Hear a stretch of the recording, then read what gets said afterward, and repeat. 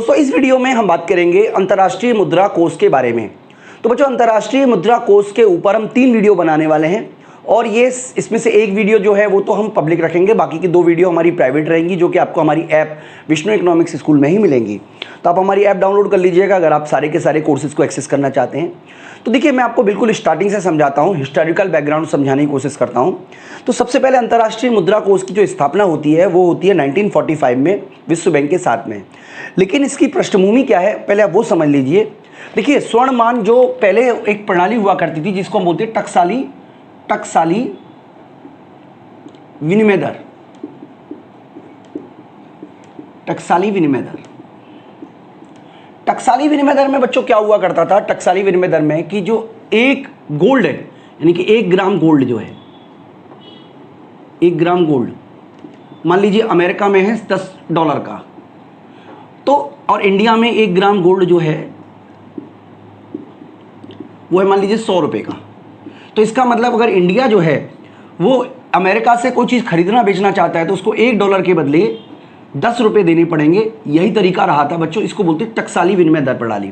तो उसके ऊपर बच्चों हमने ऑलरेडी वीडियो बनाई हुई है, क्यों जो विनिमय दर है वो टूट गया, इस सब के बारे में हमने बच्चों डिटेल में कराया हुआ है। तो कोर्स के अकॉर्डिंग होगा, अगर आपकी कोर्स में रिलेटेड होगा तो हम उसको ऐड करेंगे। तो बच्चों 19 मतलब आप कह सकते हो 17 तक आते आते ये स्वर्णमान टूट गया और उसके बाद पूरे के पूरे विश्व में कोई भी ऐसी प्रणाली नहीं रही जिससे कि विनिमय दर हो सके। और अधिकांश देशों ने प्रथम विश्व युद्ध के बाद अपने देश को संरक्षण किया, यानी कि विदेशी व्यापार बहुत लिमिटेड होकर रह गया। तो दूसरी विश्व युद्ध के बाद ऐसा महसूस किया गया कि अंतर्राष्ट्रीय व्यापार में वृद्धि करना बहुत आवश्यक है। तभी अर्थव्यवस्था जो जर्जर हालत में पहुंच चुकी है, क्योंकि बहुत सारी अर्थव्यवस्थाएं जर्जर हालत में पहुंच चुकी थी युद्ध के बाद। इंग्लैंड की हालत ख़राब थी, बहुत सारे देशों की हालत ख़राब हो चुकी थी। तो इन सब के स्थिति को दूर करने के लिए, क्योंकि अमेरिका जो है वो एक तरीके से पावर बन के नज़र आया, तो ब्रिटेन वुड अमेरिका में जगह है, वहाँ पर एक सम्मेलन हुआ जिसमें वर्ल्ड बैंक के साथ साथ IMF की स्थापना करने की कोशिश की गई। तो वर्ल्ड बैंक का उद्देश्य तो ये था कि जो अर्थव्यवस्थाएं जर्जर हो चुकी हैं युद्ध की वजह से उनको फाइनेंशियल हेल्प करना। लेकिन IMF का जो उद्देश्य था वो ये था कि जो लिक्विडिटी की क्रंच पैदा हो गया, लिक्विडिटी क्रंच का मतलब हुआ है कि जैसे मान लीजिए सपोज कीजिए इंडिया अमेरिका से व्यापार करना चाहता है, मान लीजिए इंडिया अमेरिका से व्यापार करना चाहता है। अब इंडिया जो है वो क्या देगा, इंडिया देगा रुपीज़ में, क्योंकि उसके पास रुपीज़ है, इंडिया के पास रुपीज़ है। लेकिन अमेरिका कहता है भाई मैं रुपीज़ लूंगा नहीं। इसी तरीके से मान लीजिए इंडिया चाहता है जापान को कुछ बेचना, लेकिन जापान कहता है भाई तुम तो मुझे गोल्ड दो, इंडिया कहता है गोल्ड नहीं है, तो हम कहते इंडिया कहता है रुपीज़ दो, रुपीज़ दे देंगे। जापान कहता है हम तो रुपीज़ लेते नहीं, हमारे यहाँ तो कुछ और करेंसी चलती है, हमें तो हमारी करेंसी चाहिए। तो इस तरीके की जो समस्या है उसको दूर करने के लिए बच्चों जो है अंतर्राष्ट्रीय मुद्रा कोष की स्थापना हुई। तो अंतर्राष्ट्रीय मुद्रा कोष की स्थापना का जो मूल मंत्र था वो ये था कि अंतर्राष्ट्रीय व्यापार में जो समस्या आती है पेमेंट करने की, कि एक देश दूसरे देश को किस तरीके से पेमेंट करे, उसकी समस्या को दूर करना उसका मूल उद्देश्य था। तो इसके बारे में कुछ पॉइंट्स है बच्चों, आप साइड स्क्रीन पे भी देख सकते हो कि अंतर्राष्ट्रीय मुद्रा कोष की स्थापना विश्व बैंक के साथ 27 दिसंबर 1945 को की गई, परंतु इसका कार्य करना 1 मार्च 1947 से प्रारंभ किया। याद रखिएगा अगर आप ऑब्जेक्टिव पेपर आप दे रहे हैं कि इसका जो मुख्यालय वॉशिंगटन DC USA में है। प्रबंध निदेशक जो इस समय वर्तमान में इसकी प्रबंध निदेशक है वो है क्रिस्टिना जॉर्जिया।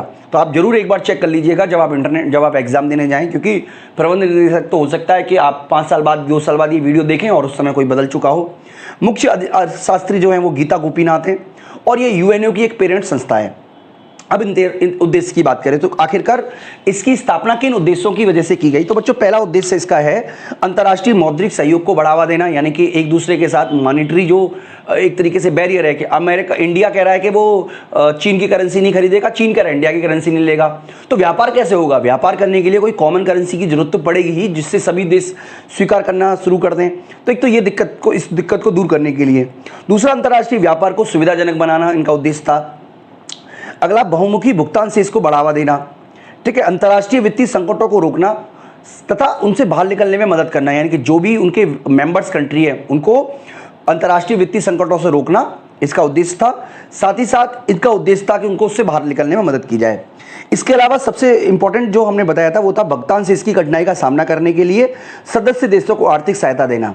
तो बच्चों जैसा कि हमने आपको बताया था कि इसका जो मूल उद्देश्य ये था कि आर्थिक जो अंतर्राष्ट्रीय व्यापार है उसको बढ़ाया जाए, अंतर्राष्ट्रीय व्यापार में जो रुकावटें आ रही हैं उनको दूर किया जाए, और अंतर्राष्ट्रीय व्यापार में जो मुख्य रुकावट जो उस समय महसूस की गई वो ये थी कि एक देश दूसरे देश की करेंसी को स्वीकार ही नहीं करता।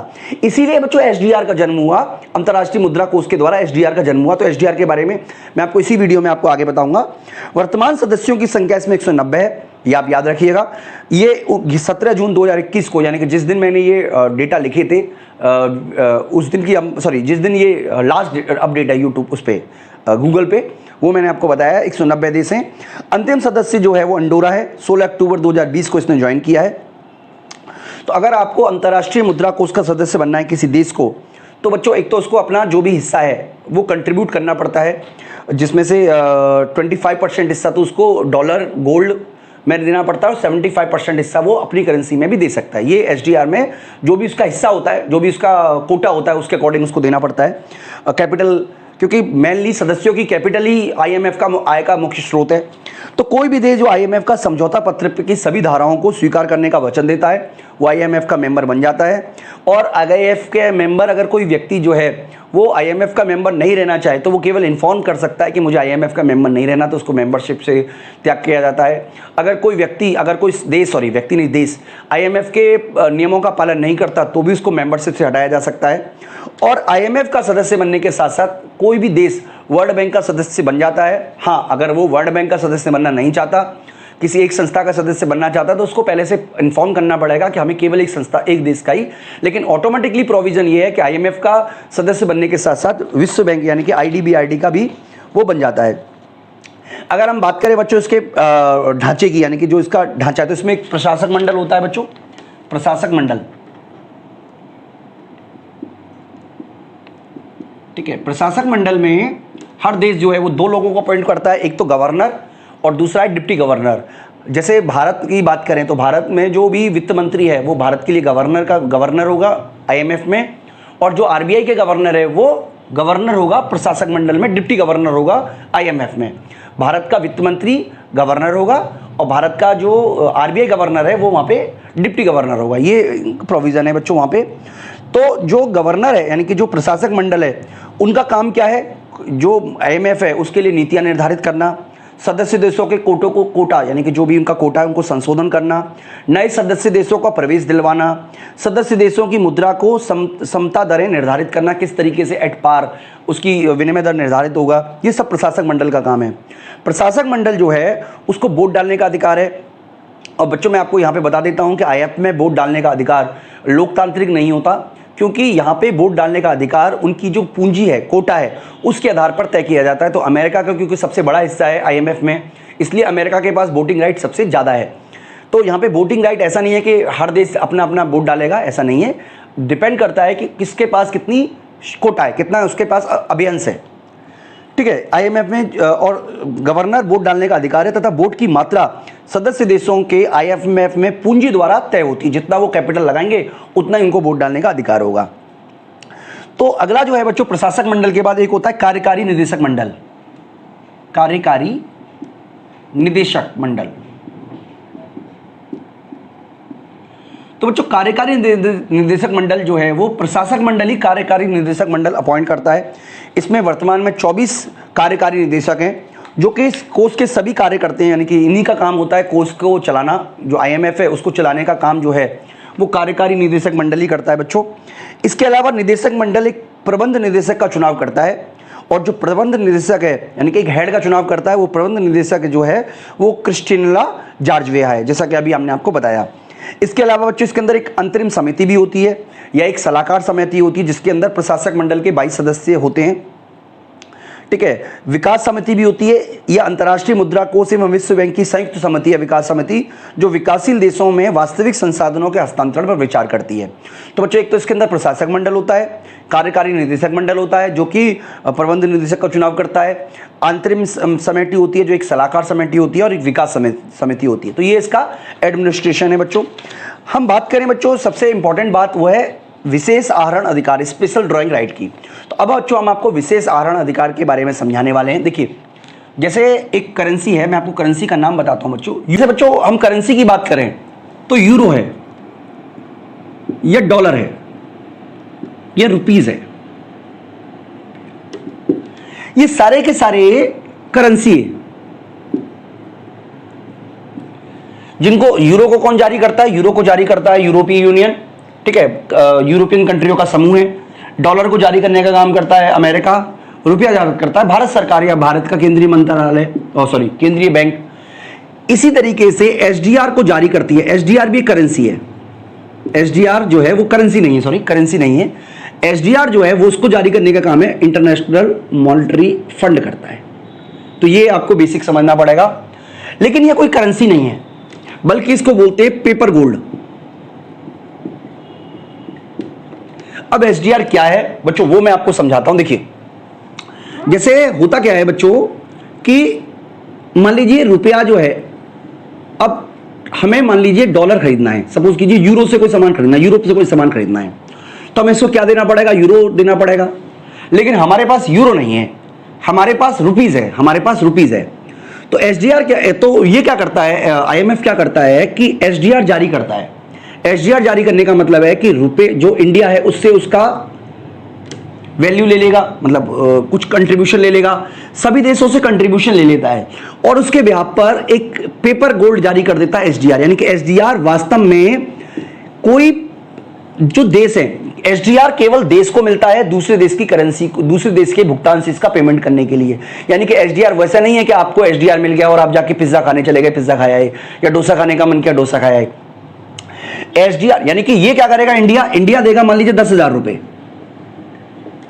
और इसके बदले ये एसडीआर दे देगा इसको, और ये एसडीआर इसको स्वीकार्य है।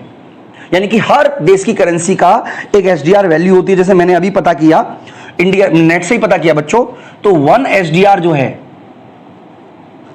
वो ₹106.34 के बराबर है और 1 एसडीआर जो है वो $1.424 के बराबर है। इसका मतलब समझो, क्या मतलब है इसका?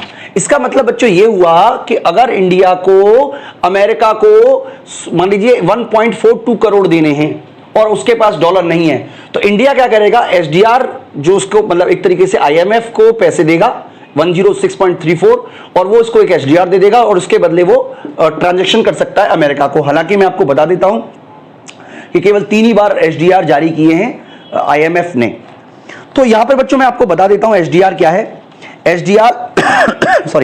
एसडीआर एक अंतर्राष्ट्रीय आरक्षित संपत्ति है जिसका सृजन आईएमएफ द्वारा वर्ष 1969 में किया गया। यानी कि 3 ही बार एसडीआर जारी किया, जिसमें से पहली बार 1969 में जारी किया और हर देश को उसके कोटे के अकॉर्डिंग एसडीआर को बांट दिया गया ताकि वो आपस में मतलब अब डॉलर की जगह एसडीआर से वो पेमेंट कर सकते हैं। एसडीआर कागजी सोना भी कहा जाता है, जिसका प्रयोग केवल सदस्य देशों के बीच अपने भुगतान से इसका समायोजन करने के लिए किया जाता है। यानी कि एसडीआर जो है, जैसे आप देखिए क्रिप्टो करेंसी है। क्रिप्टो करेंसी क्या है? एक तरीके का कुछ भी करेंसी नहीं है, मतलब हवा में करेंसी है। ना तो उससे आप पिज्जा खरीद सकते हो, ना उससे आप दूध पी सकते हो, ना उससे आप चाय पी सकते हो, कुछ भी नहीं कर सकते हो। बस आपको लगता है कि आपके पास कोई पैसा है, जबकि वास्तव में तो आपके पास पैसा है ही नहीं। उसी तरीके से आप उसे करेंसी नहीं कह सकते, क्योंकि जो करेंसी की मूलभूत जरूरत होती है, विनिमय का माध्यम, क्रिप्टो करेंसी आपको वो पूरा करके नहीं देता। इसी तरीके से एसडीआर विनिमय का माध्यम नहीं है, सिर्फ आप कह सकते हो लेखे की इकाई है। यानी कि एक तरीके से अकाउंटिंग यूनिट है। ये विनिमय का माध्यम का कार्य नहीं करती, लेकिन अकाउंटिंग यूनिट का काम करती है। इसीलिए इसको पेपर गोल्ड कहा जाता है, क्योंकि ये गोल्ड की जगह पे यूज हो रही है बच्चों। क्योंकि अगर आपके पास गोल्ड मतलब आपके पास अगर मान लीजिए पैसा अमेरिकी डॉलर नहीं है तो आपको गोल्ड में पेमेंट करना पड़ेगा, लेकिन यहां पर आप गोल्ड की जगह एसडीआर में पेमेंट कर रहे हो, इसलिए इसको पेपर गोल्ड भी कहते हैं। एसडीआर का आवंटन प्रत्येक सदस्य देश में आईएमएफ के कोटे द्वारा निर्धारित होता है। बच्चों मैं आपको बता देता हूं, ये बहुत इंपॉर्टेंट है, आप ध्यान से समझिएगा। आरंभ में एक एसडीआर जो है वो 0.886 ग्राम सोने के आधार पे था और उस समय जब ये जारी किया गया था तब एक ग्राम एक एसडीआर $1 के बराबर था। 1973 में, क्योंकि देखिए जो ब्रिटेन वुड सिस्टम, जो ब्रिटेन वुड प्रणाली थी वो भी खत्म हो गई उस प्रणाली की बाद ये 1973 में 16 देशों की करेंसी के बास्केट को एसडीआर के मूल्य निर्धारित में शामिल किया गया। बाद में 1981 में केवल 5 करेंसी ऐसी थी जिनकी करेंसी का एवरेज जो है, वेटेड एवरेज जो है, वो एसडीआर की वैल्यू डिसाइड करता था। अब वो कौन सी करेंसी है आप ये देख लीजिएगा, ठीक है। इसमें चीन की जो करेंसी है वो सबसे पहले तो यूरो आया था, उसके बाद चीन की करेंसी आई है अक्टूबर 2016 में। तो बच्चों कौन कौन सी करेंसी आप एक बार देख लीजिए, साइड स्क्रीन पे मैं आपको यही वाला पोर्शन आपको दिखा रहा हूं। तो इसके अंदर देखिए, एक तो करेंसी आती है यूएस डॉलर की, जिसका कि भार जो है वो 41.73 है। यूरो का जो भार है वो 30.93 है। चीनी युआन का जो भार है वो 10.92 है। जापानी येन का जो भार है वो 8.33 है। ब्रिटिश पाउंड का जो भार है वो 8.09 है। यानी कि ये सभी भारों का वेटेड एवरेज निकाल के आप करेंसी की वैल्यू निकालते हो। और इसमें भी जो करेंसी का भार दिया गया है उसका भी एक बेस है, वो है करेंसी का भार का आधार, यानी कि weighted average of GDP. Weighted average of GDP यानी करेंसी भार का क्या आधार है, जो हमने करेंसी का भार लिया उसका बेस है। Number 1 weighted average of GDP 50%। Openness कितनी है, खुलापन कितना है अर्थव्यवस्था में, 30%। आर्थिक वेरिएबिलिटी, इकोनॉमिक वेरिएबिलिटी कितनी है, आर्थिक परिवर्तनशीलता कितना है, उसका वेटेज 15% है। और देश के पास अंतर्राष्ट्रीय रिजर्व कितना है, उसका वेटेज 5% है। तो इस तरीके से बच्चों एसडीआर की वैल्यू डिसाइड होती है। जैसा कि मैंने आपको बताया था कि 1 एसडीआर जो है वो 8 जुलाई 2021 को बच्चों, जब मैंने ये पेपर पे पेज मतलब नोट्स बनाए थे, तब मैंने इंटरनेट पे सर्च किया कि 1 एसडीआर जो है वो $1.424 के बराबर है। और 1 एसडीआर जो है वो रुपीज में 106.34 के बराबर है। भारत में अगर हम आईएमएफ का जो कोटा है वो 13वां स्थान है, जो कि 2.44 से बढ़कर अब 2.76 हो गया है। और भारत में जो आईएमएफ में वोटिंग करने का जो राइट है वो 2.34 से बढ़कर 2.26 हो गया है। तो बच्चों इस तरीके से देखिए हमने समझा आईएमएफ के बारे में कि आईएमएफ का जो काम है वो एसडीआर जारी करने के अलावा और भी काम है, जिनके बारे में हम आने वाली वीडियो में बच्चों डिस्कस कर लेंगे। तो फिलहाल हम इस वीडियो में इतना ही करा रहे हैं। अगर आपने हमारी ऐप डाउनलोड नहीं की है तो बच्चों जरूर आप हमारी ऐप डाउनलोड कर लें। और अगर आपको वीडियो अच्छी लगी हो तो जरूर वीडियो को लाइक करें, चैनल को सब्सक्राइब करें। बच्चों इस वीडियो में इतना ही, थैंक यू।